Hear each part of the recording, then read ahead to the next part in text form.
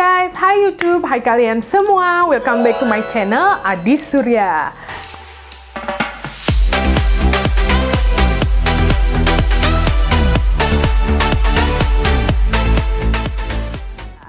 Nah, hari ini aku akan membahas 5 kebiasaan buruk yang menghambat kesuksesan. Tapi sebelum kalian nonton video ini, jangan lupa subscribe dan turn on notification dulu ya, biar kalian menjadi orang pertama yang lihat video aku.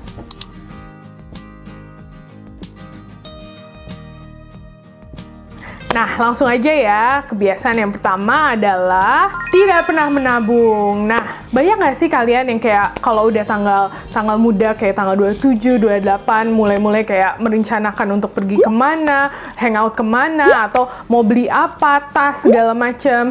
Atau bagi kalian yang punya usaha, misalnya ada kayak big order gitu, langsung kayak mikir, ini uangnya banyak nih, mau kemana ya, traveling kemana. Nah, banyak juga nggak sih dari kalian kalau udah sekitar kayak tanggal-tanggal tua gitu, belum gajian tuh mulai kayak resah, gundah gulana, mulai kayak emosian. Kalau diajak ngomong tuh bawaannya mau marah, atau diajak temen mau pergi tuh kayak bawaannya sensi, pasti bilang nggak bisa, uang gue tuh tinggal buat makan 3 hari ke depan, kayak gitu, karena kalian nggak punya tabungan.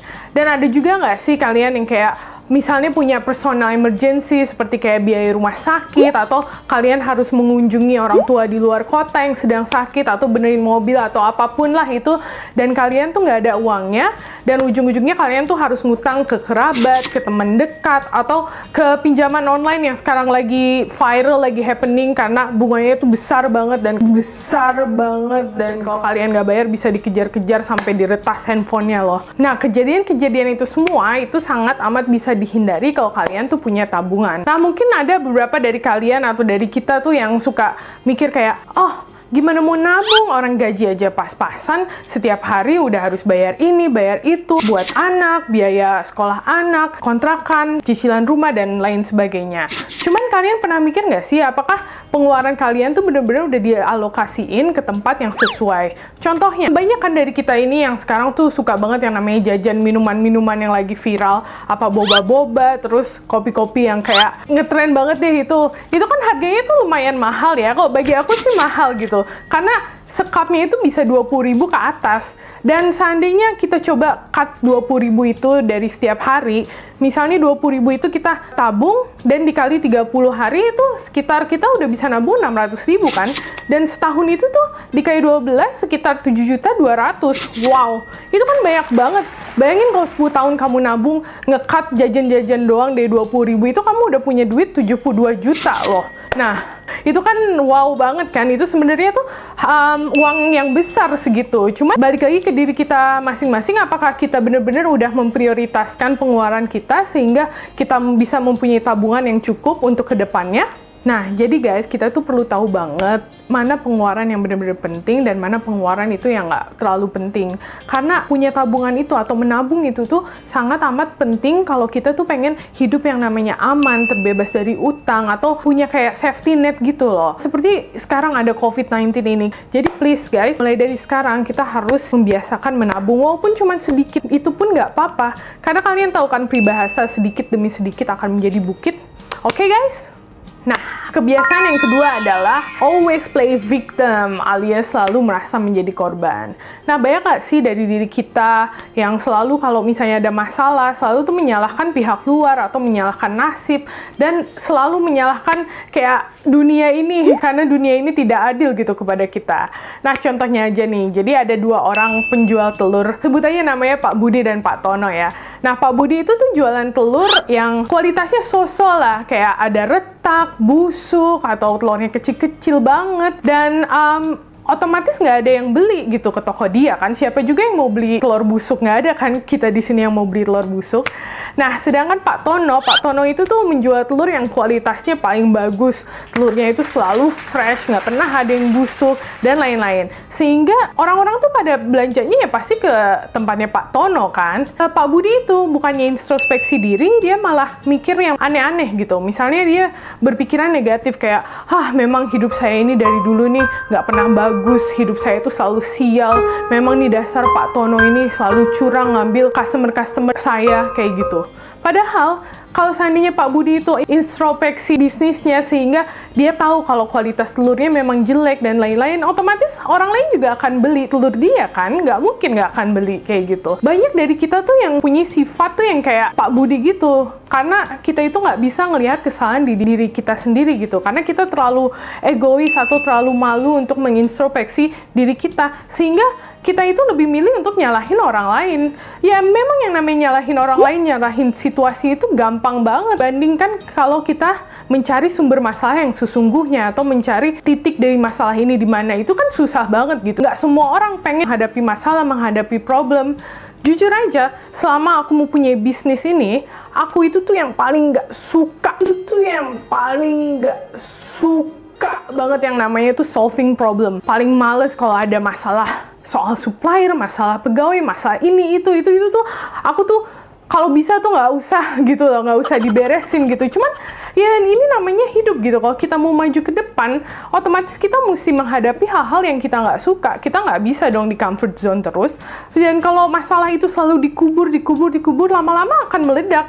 Dan ujung-ujungnya kita nggak bisa move on ke depan gitu. Kita selalu stuck atau berjalan kaki di tempat aja. Jadi sebelum kita semua tuh kayak menyalahkan situasi di luar, merasa kayak diri kita tuh yang paling sedih, yang paling kayak dihujat, yang paling nggak beruntung, kita tuh harus introspeksi diri, harus melihat apa yang bisa dirubah dari diri kita, apa yang bisa diimprove biar menjadi individu yang lebih baik lagi guys. Oke? Kebiasaan yang ketiga adalah tidak pernah memikirkan kesehatan. Itu kebiasaan bukan sih, bagi aku sih itu kebiasaan ya. Kalau kita nggak pernah mikirin kesehatan segala macam, itu otomatis itu habit kita dong. Kalian pasti kenal yang namanya Mark Zuckerberg, pemilik Facebook dan lain-lain, Elon Musk, terus siapa, Jeff Bezos dan lain-lain. Menurut kalian mereka itu hidupnya kayak healthy lifestyle gitu atau enggak sih? Atau menurut kalian mereka yang kayak bodo amat segala macem?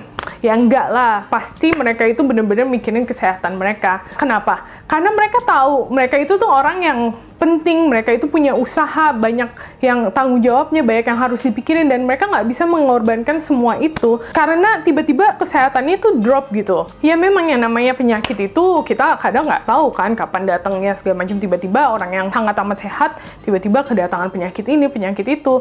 Cuman kita sebagai manusia itu kita bisa yang namanya meminimalisir resiko kita mendapatkan penyakit-penyakit tertentu. Sebagai pemilik usaha atau pemilik bisnis ya, otak dan badan kita itu tuh adalah pusat dari semuanya. Nah, kalau sekarang pusatnya aja tuh udah rusak, gimana cabang-cabang yang lain kan? Itu pasti sangat amat berdampak dengan cabang-cabang itu. Nah, jadi guys, mulai sekarang kita itu mesti yang namanya membiasakan hidup sehat atau mempunyai healthy lifestyle gitu.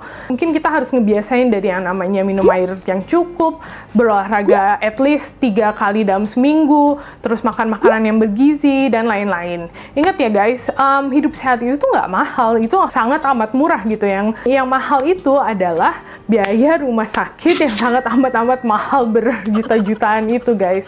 Oke? Nah, kebiasaan yang keempat adalah kebiasaan show off alias tukang pamer. Nah, kebiasaan itu tuh sangat amat buruk ya, apalagi di Indonesia itu tuh udah bagian dari culture-nya lah untuk show off atau untuk pamer. Dan itu mungkin udah nggak bisa disebut kebiasaan lagi kali, karena saking udah biasanya gitu di sini. Aku punya cerita nih, waktu zaman dulu lah, ada temen aku yang ingin menikah kan. Nah, terus dia cerita lah, ya gue mau nikah nih di gedung segala macem, sekitar ratusan juta lah. Cuman kita nggak ada biayanya, akhirnya kita harus minjem uang ke bank. Terus saya kan yang kayak, wow, kaget banget gitu, kenapa mesti minjem uang ke bank kan untuk menikah yang di gedung-gedung gitu, sedangkan kita bisa menikah simple atau even menikah di KUA aja udah jadi gitu kan.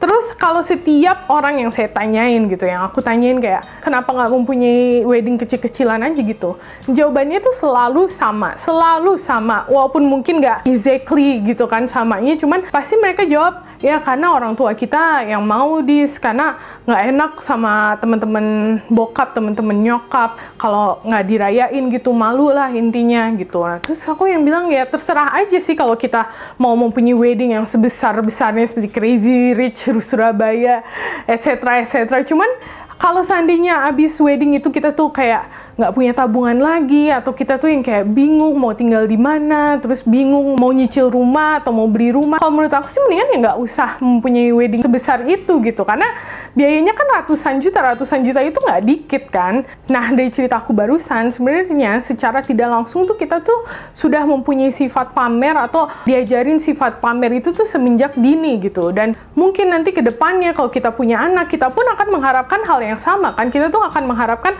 oh anak kita tuh mesti mempunyai kayak wedding yang besar ratusan juta segala macam walaupun nggak ada uangnya gitu. Karena kita sudah diajarin kayak gitu, walaupun kita nggak ada uang, kita harus tetap pesta-pesta gitu kan. Dan sekarang tuh kita harus memutuskan yang namanya rantai sifat tukang pamer itu. Karena apa? Karena kasihan nanti anak kita ke depannya. Anak kita itu akan kayak kesusahan atau menderita gitu, karena segala sesuatu hal yang dilakukan mereka itu nggak pakai logika gitu, lebih pakai emosi seperti apa, kayak emosi untuk menyenangkan orang lain, untuk mendapat pengakuan dari orang lain, untuk sosial statusnya tuh lebih di atas gitu. Sedangkan di dalam hidup itu kita semua membuat keputusan tuh harus berdasarkan logika gitu kan, berdasarkan yang mana yang benar, yang mana yang salah. Nah, kebiasaan yang kelima adalah tidak pernah menerima kritik.